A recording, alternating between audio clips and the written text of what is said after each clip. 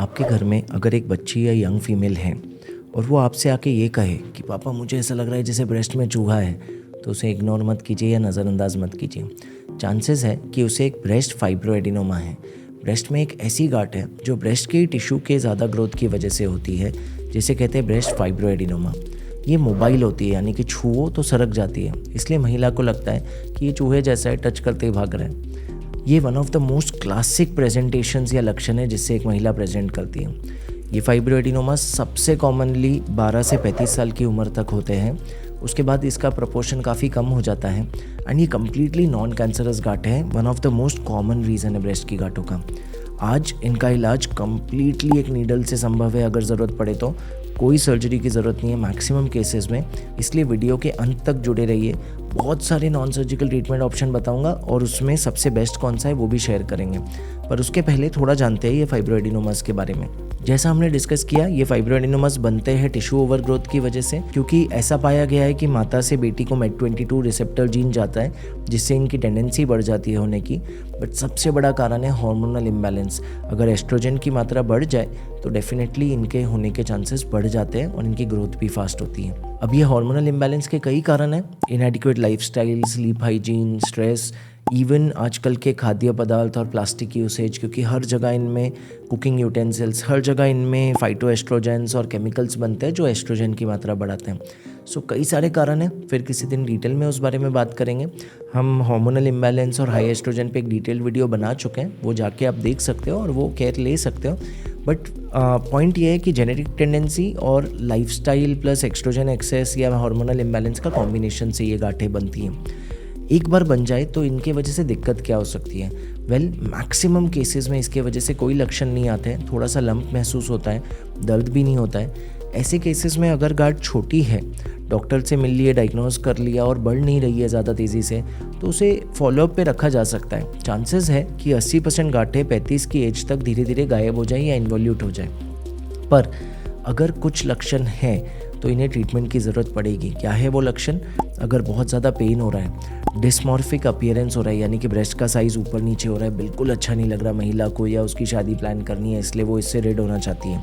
अगर ग्रोथ जो है वो थोड़ी तेज़ है, 2 अल्ट्रासाउंड के बीच पता चला है कि 1-1.5 सेंटीमीटर बढ़ गई तुरंत, या फिर 35 की उम्र के पास पहुँचने वाले और अभी भी गांठ श्रिंक नहीं हो रही है, गांठ 3 या 4 सेंटीमीटर तक पहुँचने वाली है, ऐसे केसेस में इसे ट्रीट कर लेना चाहिए। कभी कभी ये 5 सिम्टम नहीं होते, पर महिला को बहुत एंग्जाइटी हो रही होती है कि मेरे ब्रेस्ट में गांठ है, ये क्या है, ये कैंसर तो नहीं है, मेरी आगे शादी है। महिला, उसके परिवार वाले सब परेशान होते हैं। ऐसे में भी इसका ट्रीटमेंट विचार कर सकते हैं। ऐसा नहीं है कि आपको उसको सहना ही है। ठीक है, लक्षण देख लिए तो कैसे डायग्नोज करें ये गांठ क्या है?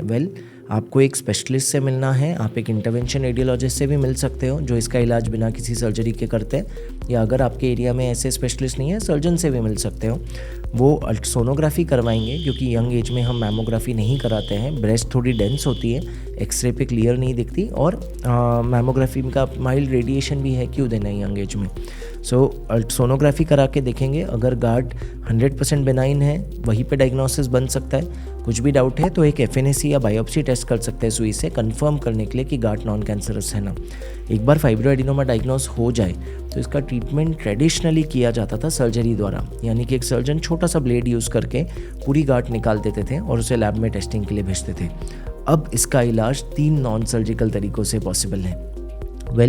क्या है ये तरीके? पहला सिंपल तरीका है थर्मल एब्लेशन। एक पतली सी सुई से जाकर पूरी गांठ को जला दिया जा सकता है। सेकंड है क्रायो एब्लेशन।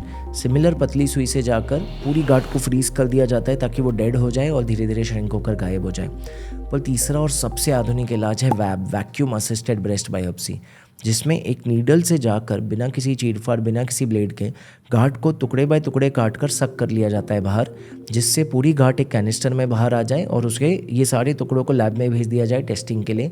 अगेन प्रूफ हो जाए कि ये कैंसर तो नहीं है। इसका एडवांटेज क्या है थर्मल और क्रायो एब्लेशन में, कि ये टेक्नोलॉजी से बहुत सारे टुकड़े बाहर आ रहे हैं, हम लैब में भेज पा रहे हैं और हमें श्योर हो जाएगा कि हाँ ये फाइब्रोएडिनोमा ही था, इसमें कैंसर का अंश भी नहीं था। जो थर्मल या क्रायो एब्लेशन टेक्निक में ज़रूरी नहीं है हमें श्योर हो पाए, क्योंकि हम सिर्फ उसको जला के ख़त्म कर रहे हैं, हम उसे बाहर निकाल के लैब में नहीं भेज पा रहे हैं। सेकेंड मेन एडवांटेज, थर्मल या क्रायो एब्लेशन में हम उसे जला रहे हैं, फ्रीज़ कर रहे हैं, पर गांठ वैसी ही महसूस होगी कुछ दिनों के लिए। धीरे धीरे जब बॉडी को पता चलेगा ये डेड हो चुकी है, बॉडी उसे एब्जॉर्ब कर लेगी। वैप टेक्नोलॉजी में हम वो गांठ को निकाल कर पूरी तरह ख़त्म कर रहे हैं, तो इसलिए वो गांठ का अंश बचता ही नहीं है और इमीडिएट रिलीफ मिल जाता है। जैसे ही ओटी से बाहर आते हैं पता चलता है गांठ गायब हो चुकी है। हाँ, वो स्पेस इतना बड़ा खाली हुआ है, वहाँ पे थोड़ी सी ब्लीडिंग हो तो ये हो सकता है कि फीमेल को लगे कि अभी भी गांठ है, पर वो गायब हो जाएगी 3 से 6 हफ्ते में पूरी तरह, क्योंकि ब्लड एब्जॉर्ब हो जाता है, बॉडी ब्लड ज़्यादा देर रखती नहीं है क्लॉट को। सो दोस्तों, इतनी आधुनिक टेक्नोलॉजीज़ आ चुकी है फाइब्रोएडिनोमास के ट्रीटमेंट के लिए। अगर आपके परिवार में कोई है जिसे फाइब्रोएडिनोमा है या लंप है, ब्रेस्ट में गांठ है, या आप किसी को जानते हो जिसे ब्रेस्ट में गांठ है और ट्रीटमेंट एक्सप्लोर कर रहे हैं, तो अपने नज़दीकी इंटरवेंशन रेडियोलॉजिस्ट से मिले या फिर ऊपर दिए गए नंबर में आप मुझसे डायरेक्ट बात कर सकते हो। अगर आपको कोई भी डाउट है, सजेशन चाहिए, एक ऑफिशियल प्लेटफॉर्म पे डिटेल में बात करेंगे। आई होप आप में से बहुत लोग इससे बेनिफिट करो। जिसे भी गांठ है तुरंत ये वीडियो को अभी शेयर करो एंड चैनल सब्सक्राइब करना मत भूलना, क्योंकि बहुत डिटेल बात करने वाले हैं फीमेल डिजीज़ के बारे में, breast lumps, pelvic congestion syndrome, thyroid nodules और बहुत कुछ। तो आई होप ये वीडियो से बहुत लाभ हुआ हो। सुरक्षित रहिए, सशक्त रहिए।